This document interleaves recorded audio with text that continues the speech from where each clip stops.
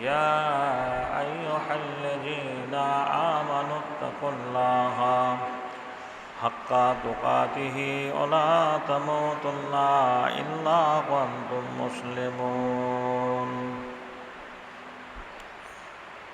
তোমার দুনিয়ায় দুশ্মনী নিলাম,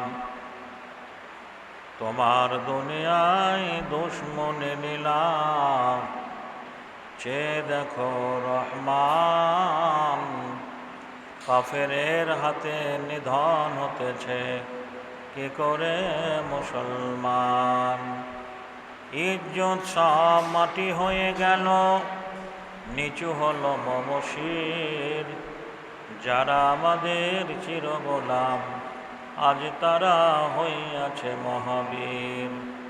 তোমায় ছেড়েছি কোরআন ভুলেছি, তাই বুঝে এই অপমান। তোমার দুনিয়ায় দুশ্মনী লীলা, চেয়ে দেখো রহমান।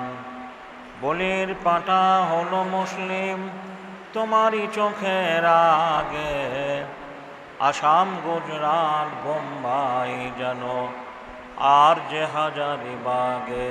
তবু কেন তুমি বদলা নিতে হও না খোয়া গোয়ান। তোমার দুনিয়ায় দুশ্মনী লীলা, চেয়ে দেখো রহমান।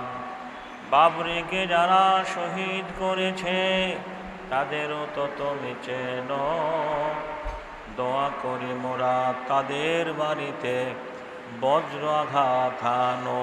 প্রতিশোধ নিলে ঘুচে যেত মোদের এতটুকু অপমান। তোমার দুনিয়ায় দুশ্মনী লীলা, চেয়ে দেখো রহমান। সম্মানিত আজকের জুমায় উপস্থিতি দিনদার ইমানদার মুসলমান ভাই সকল, প্রশংসা সে আল্লাহ রব্বুল আলামিনের জন্যই, যে আল্লাহ রব্বুল আলামিন আপনাকে আমাকে আল্লাহর জমিনে যতগুলো সৃষ্টি জীব আছে সবারই ঊর্ধ্বে অসংখ্য অগণন নিয়ামত দান করে ইবাদতের জন্যই আশরাফুল মাখলুকাত করে পাঠিয়েছেন। শুধু তাই নয়, যে আল্লাহ আপনাকে আমাকে এখন অবধি ভালো রেখেছেন, সুস্থ রেখেছেন, আপনি হসপিটালে গিয়ে খোঁজ নিয়ে দেখবেন, পাকুড়ে, ধুলিয়ানে, জঙ্গিপুর, বহরমপুর, কলকাতা, ব্যাঙ্গালোর, চেন্নাই, কত মানুষ একটু সুস্থভাবে জীবনযাপন করার জন্য ছোটাছুটি করছে। মনে করছে এই ডাক্তারের কাছে গেলে মনে হয় আমি ভালো হব, আরোগ্য হব। কারো ব্লাড ক্যান্সার, কারো সুগার, থাইরয়েড, কারো রক্তের প্রয়োজন, এক বোতল রক্তের জন্য মানুষের কাছে ছোটাছুটি করছে। কারো অর্থভাবে অপারেশন হচ্ছে না, আত্মীয় স্বজন আপনজনেরা সান্ত্বনা দেয়, বলে তুমি ঠিক হয়ে যাবে, সামনের সপ্তাহে তুমি ঠিক হয়ে যাবে, ভালো হয়ে যাবে। ডাক্তারের কাছে পরামর্শ করেছি, ছুটি নিব, কলকাতা নিয়ে যাব। যাদের অর্থ আছে, টাকা আছে, তারা বলে ব্যাঙ্গালোর নিয়ে যাব। তা আল্লাহর কাছে আমরা লাখো শুকরিয়া যে আমরা সেই মানুষগুলোর তুলনায়, সেই অসুস্থ মানুষগুলোর তুলনায় আল্লাহ আপনাকে আমাকে ভালো রেখেছেন বলে আমরা আজকে মসজিদে আসতে পেরেছি। বলুন আলহামদুলিল্লাহ। সে আল্লাহ রাব্বুল আলামিনের তারিফ ও প্রশংসার পরে পরে মোদের ধর্মের গুরু আমিনার লাল মরুর দোলাল মহাত্মা মহাপুরুষ সরওয়ারে কায়নাত তাজদারে মদিনা মোহাম্মদে মুস্তফা জোরে মহাব্বতে বলুন সাল্লাল্লাহু আলাইহি ওয়াসাল্লাম। তিনার প্রতি শত সহস্র শান্তির ধারা সালাম ও দরুদ আল্লাহুম্মা আমিন। আল্লাহুম্মা সাল্লি আলাই, আল্লাহুম্মা বারিক আলাই। জুমার সময় খুবই গুরুত্বপূর্ণ সময়। অল্প সময়ে এই সময়ের দিকে লক্ষ্য রেখে কোরআন থেকে ছোট্ট একটা আয়াতের টুকরো আপনাদের সামনে পড়েছি মিল্লাতের উদ্দেশ্যে, কওমের ভালাইয়ের জন্য। দু চারটি কথা আলোচনা রেখে আজকের জুমার খুতবা কি করবো, আমার তৌফিক ইল্লা বিল্লাহ। আমরা জানি 12 মাসে একটা বছর, চাहे আরবি মাস হোক, ইংরেজি মাস হোক, বাংলা মাস হোক, এই 12টা মাসে 52টা জুমা আছে। 365 দিনে 52টা জুমা আছে। গত জুমায় এইভাবে ঘড়ির সময় দিকে লক্ষ্য রেখে কোনো একটা ওলামাই দিন বক্তব্য রেখেছিলেন।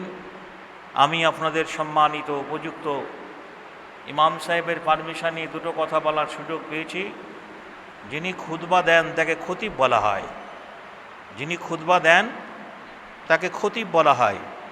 তা আমি কোরআন থেকে একটা আয়াতের টুকরো পড়েছি, দু চারটি কথা আলোচনা রেখে আজকের জুমার খুতবায় কি করবো, আমার তৌফিক ইল্লা বিল্লাহ। আজ থেকে 1450 বছর আগে সুদূর মক্কা নগরে সম্ভ্রান্ত কুরাইশ বংশে 570 খ্রিস্টাব্দে এই ইসলামের দায়িত্ব যাকে দেওয়া হয়েছিল, তিনি আপনার আমার নবী জগৎগুরু মুহাম্মদ রাসূলুল্লাহ সাল্লাল্লাহু আলাইহি ওয়াসাল্লাম 40 বছর বয়সে নবীয়তি লাভ করার পরে মানুষকে এভাবে বুঝিয়েছিলেন, ওগো মক্কাবাসী, তোমরা এক আল্লাহনুগত্য করো, আল্লাহ ছাড়া কোনো মাবুদ নেই। একবার বলো লা ইলাহা ইল্লাল্লাহ। এই কথাটা বলার জন্য মক্কার মুসলমানেরা আল্লাহ নবীকে মানতে পারেনি, ঠাট্টা করেছিল, বিদ্রূপ করেছিল, এমনকি মারার ষড়যন্ত্র করেছিলেন। বিশ্ব নবীকে এটা প্রচার করার জন্য নিজের মাতৃভূমি পরিত্যাগ করতে হয়েছে। আমরা বহু আলেমদের কাছ থেকে শুনেছি, জানি যে যখন মক্কার অমুসলমানরা হুড় করে ইসলাম কবুল করতে লাগলো, তো কাফেরদের ঘুম হারাম হয়ে গেল। আল্লাহ নবীর গোটা বাড়িটা ঘেরাও করে গভীর রাত্রে মারার ষড়যন্ত্র করল। আমার রাসূল সুরঙ্গ পথ ধরে নিজের বিছানায় হযরত আলীকে রেখে একটা চাদর চাপিয়ে দিয়ে আবু বকরের দরজায় গিয়ে বলেছিলেন, আবু বকর, চলো, আজ মক্কাবাসী সবাই ঘুমিয়ে গেছে, কেউ জানতে পারবে না, আজ আমাদের মদিনায় চলে যেতে হবে। যে দেশে আমার রাসূল বড় হলেন, যে দেশের আলো বাতাস, আত্মীয় স্বজন, আপনজন, যে দেশের মাটি আবহাওয়া তাকে ভালোবেসেছিলেন, যে দেশের মানুষ তাকে সাদেক বলে ডাকত, রহমতুল্লিল আলামিন, সেই মাতৃভূমি পরিত্যাগ করে ইসলামের জন্য মদিনায় হিজরত করলেন। যেতে যেতে গারে সুর বলে একটা জায়গায় আল্লাহ রাসূল আত্মগোপন করেছিলেন। তবুও হাজারো ইস্তেমরুনা চলে যাওয়ার পরে এই দিন প্রচার করেছেন। আল্লাহর নবীকে দেখে সেই যুগে, সেই সময়ে, সেই কালে যারা কালেমা পড়ে মুসলমান হয়েছিলেন, এদেরকে সাহাবী বলা হয়। এই সাহাবীদের জীবনেও বড় কষ্ট নেমে এসেছিল। একই পরিবারের মানুষ, একই পরিবারের সন্তান, বাবা মা বেদিন, মুশরিক, বিধর্মী, শুধু ইসলাম কবুল করার জন্য তাকে পরিত্যাগ করতে হয়েছে, তাকে বাড়িঘর ছাড়তে হয়েছে। মক্কার মুহাজিরিনরা যখন ইসলাম কবুল করলেন, মক্কার কাফেরেরা তাদের প্রতি অত্যাচার করেছিল। এমন অত্যাচার করল, তাদের আত্মীয় স্বজন আপনজনেরা তাদেরকে পরিত্যাগ করে দিনের মহব্বতে, ইসলামের মহব্বতে, কালেমা পড়ার অপরাধে মক্কা থেকে তারা মদিনায় চলে গেলেন। যারা মক্কা থেকে মদিনায় চলে গেলেন এরা হলেন মুহাজিরিন, এরা হলেন মুহাজিরিন। আর যারা মদিনাবাসী ভাই, তুমি আমার দিনে এসছো, তুমি আমার দিনী ভাই, এই জায়গাটা তোমাকে দান করে দিলাম, এই জায়গাটায় বাড়ি ঘর বানাও, এই খেজুরের বাগানটা তুমি আবাদ করো। শুধু তাই নয়, আমার ঘরে চলো, আমার ঘরে দুটো বেবি আছে, যেটা তোমার ভালো লাগবে, যেটা তুমি পছন্দ করবে, আমি সেইটাকে তালাক দিয়ে দেব, আর সেইটাকে নিয়ে তুমি সংসার করবে। এটা বলা যত সহজ, এটা শোনা যত আসান, বাস্তবে রূপ দেওয়া কত যে কষ্টকর, কঠিন। আজ আমরা নিজের একই মায়ের পেটের ভাই, বাপের পৈতৃক সম্পত্তি ভাগ করতে গিয়ে কেউ যদি 2 কাঠা বেশি নেয়, 1 কাঠা বেশি দখল করে, আমরা বরদাস্ত করি না, আমিন নিয়ে মাপামাপি করি। আর ইসলামকে জিন্দা করার জন্য, দ্বীনকে প্রতিষ্ঠিত করার জন্য মদিনার আনসারীরা পৈতৃক সম্পত্তি থেকে সর্বহারা ভাইদের সাহায্যের হাত বাড়িয়ে দিয়েছিলেন। তাদের ইমানি তাকওয়াটা কত মজবুত ছিল। বর্তমানে আজকেও কেউ যদি ধর্মান্তরিত হয়, ইসলাম কবুল করে, মুসলমান হয়, তারও জীবনধারাটা ঠিক ওই রকম। তার উদাহরণ আপনারা আমাকে অনেকে চেনেন, অনেকে জানেন। ছাত্র জীবনে যখন ইসলাম প্রথম কবুল করলাম, পড়াশোনার জীবনে আমি অনেক গ্রামে এসেছি, বক্তব্য রেখেছি, জলসা মাহফিলে। আমাকে অনেকে চেনেন, আমি মৌলানা হাবিবুল্লাহ। আমার মা, বাবা, আত্মীয় স্বজন, আপনজন সবাই বেঁচে আছে। রিসেন্টলি গতকালকে আমি আসরের নামাজ পড়ে একটা কাজের জন্য সাগরদিঘি বাজারে এসেছিলাম। স্টেশনে দেখলাম আমার আব্বা একজন মেহমানকে পার করতে এসছেন। উনি কলকাতায় থাকে, আমার বড় আব্বারা কলকাতায় থাকে। তা আমি বাবাকে দেখে থামতে পারলাম না, কাছে গেলাম, গিয়ে বললাম, বাবা কী হঠাৎ এখানে আপনি অবালাতে? তো বললে, তোর 2টো বোন এসেছিলো, ওদেরকে ট্রেনটা ধরার জন্য, ওই 4:05 যে ট্রেনটা আছে, এই ট্রেনটা ধরার জন্য আমি ব্যাগপত্রগুলো নিয়ে এসেছিলাম। আমার বাবা আজও বেঁচে আছেন, হিন্দু ধর্মের মানুষ, মূর্তি তৈরি করেন, মূর্তি বানান, ঠাকুর দেবতা তৈরি করেন। আমিও বাবার ছাত্র জীবনে করেছি, বিভিন্ন কাজে হাত বাড়িয়েছি। আমার বাবা আজও হিন্দু ধর্মের মানুষ, হিন্দু ধর্মে রয়েছে। আগে কথা বলা বলি ছিল না, তো রাগ ভাবটা ছিল। ইদানিং এখন সোশ্যাল মিডিয়ার যুগ, বুঝতেই পারছেন, মোবাইলে সব বক্তার বক্তব্যরা যেমনি আপনারা শুনতে পান, তেমনি আমার চেহারা, আমার মোবাইলে আমার বাবারা, আমার মা, আত্মীয় স্বজন, আপনজনেরা তারাও বক্তব্য শোনে। জি, তারাও বক্তব্য শোনে, জানে যে আমার ছেলেটা ভালো আছে। তো যাই হোক, তো আল্লাহ রসুলের যুগে সাহাবাইদিনেরা ইসলাম কবুল করার জন্য তাদের আত্মীয় স্বজন থেকে ছিন্ন হয়ে গেছেন, পর হয়ে গেছেন। শুধু ইসলাম কবুল করার জন্য তারা সর্বস্ব সব কিছু পরিত্যাগ করে মদিনায় হিজরত করেছিলেন। আল্লাহর নবী, একটা কথা মনে পড়ে গেল, গভীর রজনীতে আল্লাহর নবী মসজিদ নববীতে নামাজের উদ্দেশ্যে বাড়ি থেকে বেরোচ্ছেন। দরজা খুলতে একটা তরুণ যুবক এইভাবে খালি গায়ে জীর্ণ একটা বস্ত্র পরিধান করে কাপড় ধরে দাঁড়িয়ে রয়েছেন। রাসূল বলছেন, এই যুবক কে তুমি এই গভীর রাতে?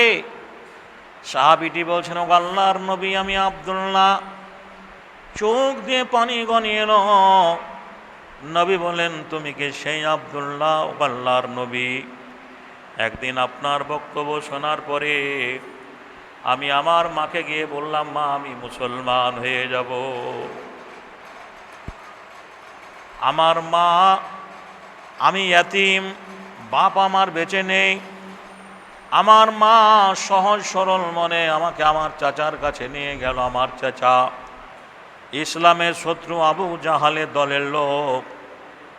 আমার চাচা কট্টর ভাষায় বলেছিল, তুই যদি মুসলমান হয়ে যাস, এই বাড়ি ঘর তোকে পরিত্যাগ করতে হবে, জমি জায়গা সব থেকে তোকে বঞ্চিত করা হবে, কোনো কিছুই তোকে দেওয়া হবে না। ইমান তো এরই নাম। চাচা, সব যদি পরিত্যাগ করতে হয়, তোমাদের সয় সম্পত্তি সব ছেড়ে যেতে হয়, তাও ভালো, তবু আমি ইসলাম পরিত্যাগ করব না, ইমান হারা হব না।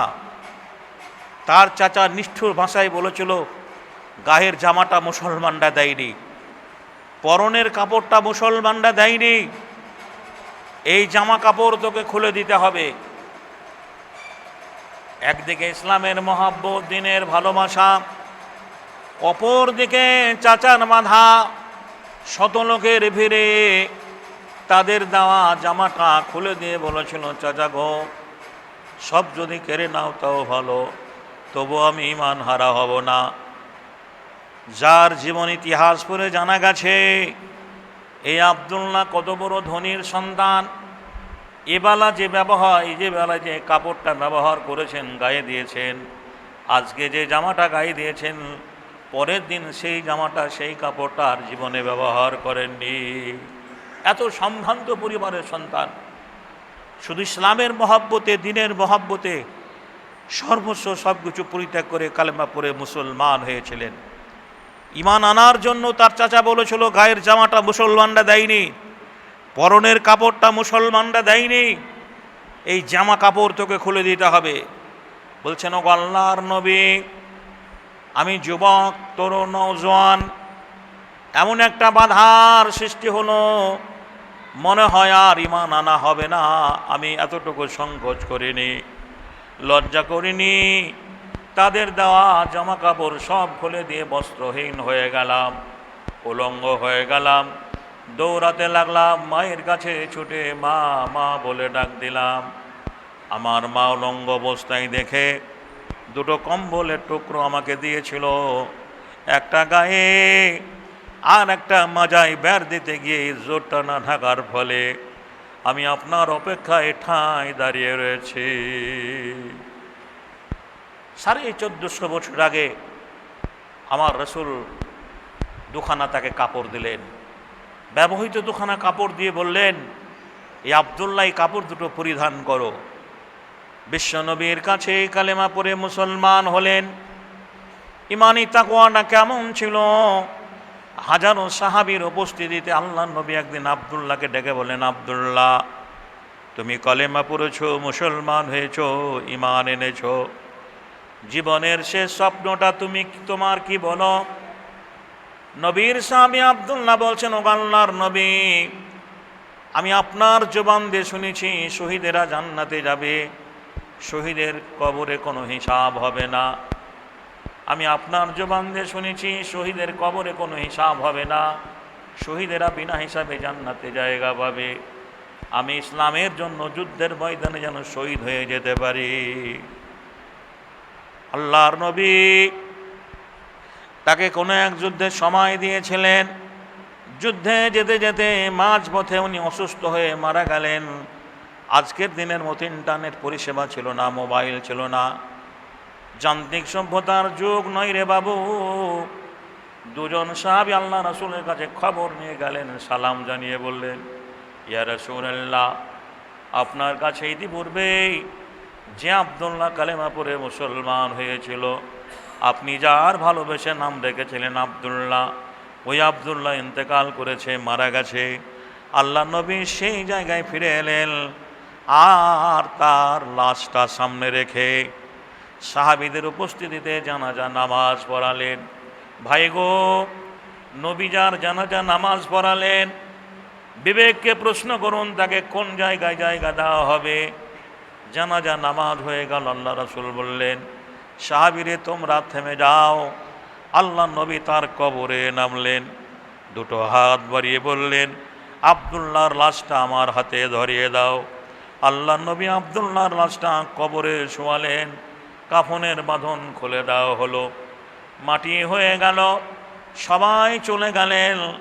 আমার রাসূল আব্দুল্লাহর কবরে দাঁড়িয়ে বলেছিলেন, আল্লাহ, আমি তোমার রাসূল বলছি, আমি আব্দুল্লাহর ব্যবহারে রাজি, তুমি রাজি হয়ে যাও। আমি আব্দুল্লাহর ব্যবহারে খুশি, তুমি খুশি থেকো।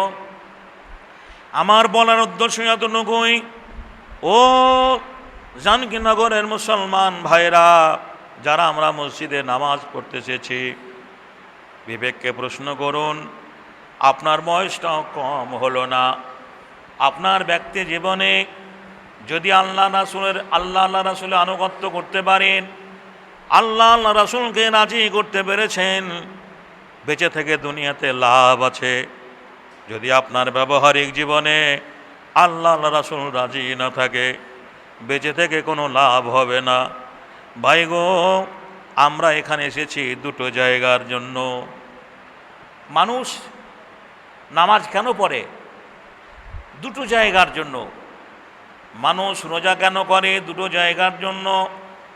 বয়স হয়ে গেছে, ডাক্তার বলে তোমার রোজা রাখা চলবে না। বড় ছেলেটা বলে, ডাক্তার বাবু, আব্বাকে কতবার নিষেধ করেছি, তবুও রোজার মাসে একটা রোজাও কাজা করে না। বলে বয়স পারমিট করে না, তোমাকে সুস্থভাবে জীবনযাপন করলে রোজা ছাড়তে হবে। ইমানদার লোকটা ডাক্তারের কথায় কান দেয় না, রোজা কাজা করে না। শত বিপদের মাঝেও, শত অসুস্থতার মাঝেও রোজা রাখে। কেন রাখে? দুটো জায়গার জন্য।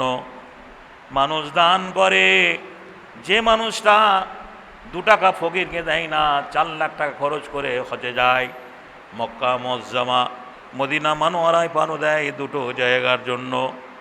একটা জায়গা সুবহানাল্লাহ আমরা যারা এখানে এসেছি, জি একটা জায়গা পাওয়ার জন্য, আর একটা জায়গা থেকে বাঁচার জন্য।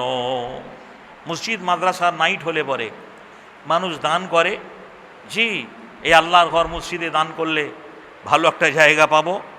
জি সেই জায়গা দুটো কি?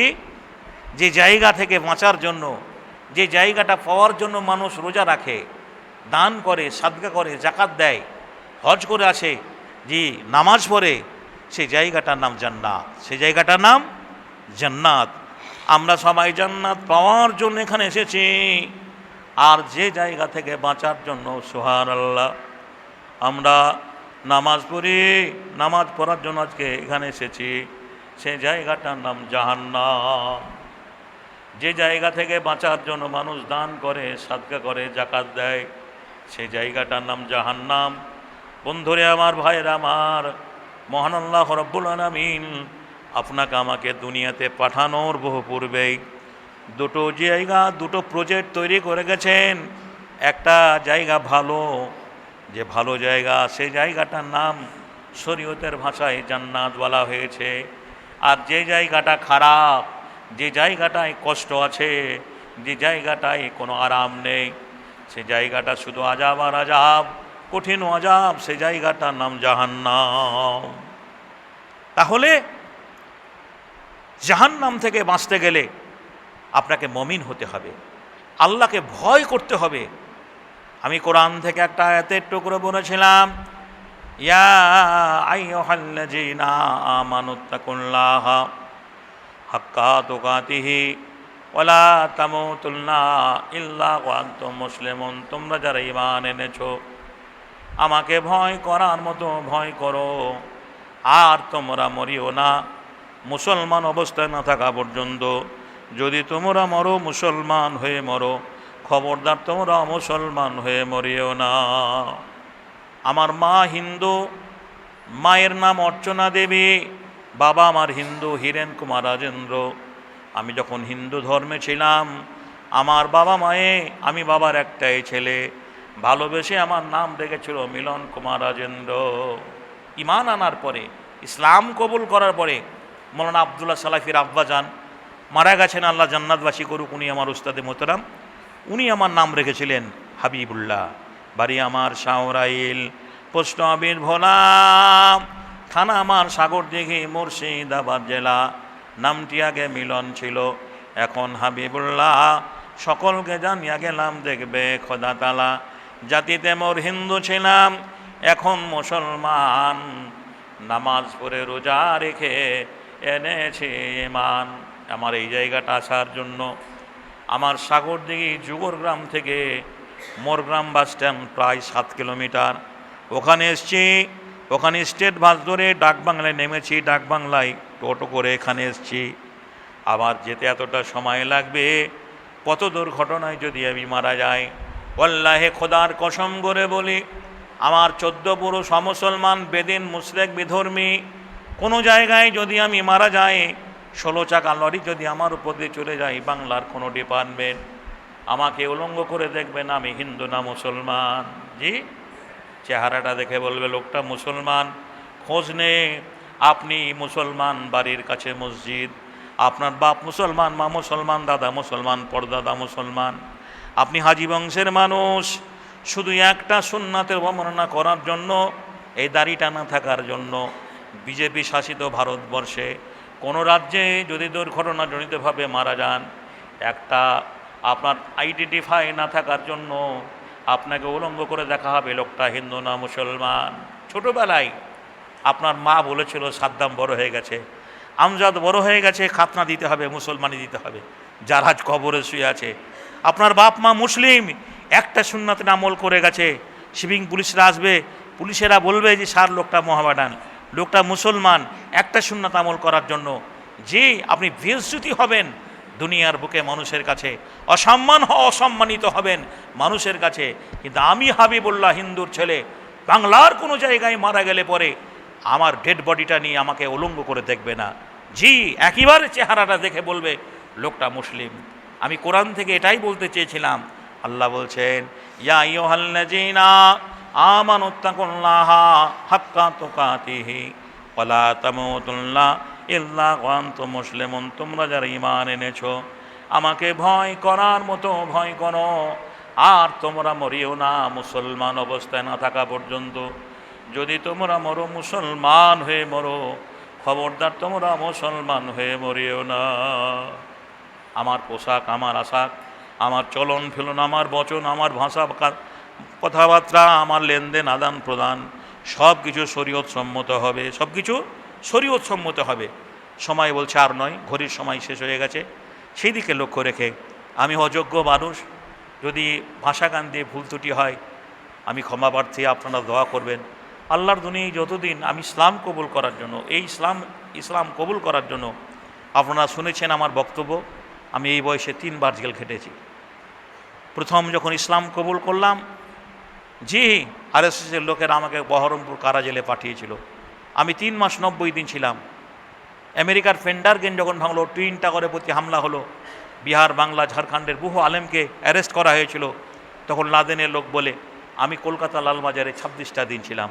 সেল আল্লাহ না করুক আপনাদের যেতে হয়, বাথরুম পায়খানা ঘরের চাইতে ছোট, দাঁড়া হবে, বসা হবে, 60 হয়ে ঘুমানো হবে না, এরকম একটা জায়গায় 26টা দিন ছিলাম শুধু আল্লাহর দিনকে কবুল করার জন্য।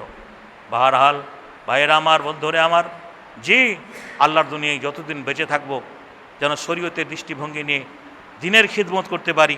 জোরে বলুন আমিন। আমিও আপনার জন্য দোয়া করব, আল্লাহ আপনাদের হেদায়েত করুক। আমার আফসোস, দুঃখ যে আমি বেদিনের ছেলে, বিধর্মীর ছেলে, আমার চেহারার সঙ্গে আপনার চেহারার মিল কেন নেই? আমি ইসলামের কাছে অপরাধী না আপনি ইসলামের কাছে অপরাধী? আল্লাহর কাছে পরিষ্কার দোয়া করি, আল্লাহ আমাদের পূর্ণাঙ্গ পরিপূর্ণভাবে সারা শরীয়তের বিধানকে মেনে চলা তৌফিক দান করেন। জোরে বলুন আমিন।